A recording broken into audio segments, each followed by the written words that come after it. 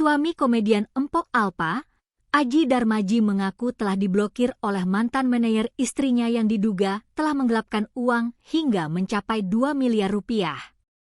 Sebelum meninggal dunia, Jumat 15 Agustus 2025 lalu, Empok Alpa rupanya masih menyimpan masalah terkait kasus penggelapan bayaran yang dilakukan oleh mantan manajernya.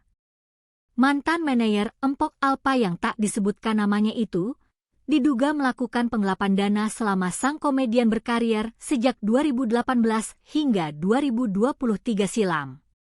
Kala itu, sosok tersebut dinilai tidak transparan saat memberikan pembayaran dari proyek-proyek yang melibatkan wanita bernama asli Nina Carolina tersebut.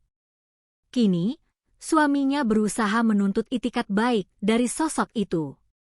Alih-alih menerima itikat baik, Idung, sapaan akrabnya justru diblokir. Idung meminta sosok tersebut segera mengembalikan uang mendiang istrinya. Pihaknya kembali mengungkit tindakan mantan manajer Empok Alpa yang mengingkari adendum.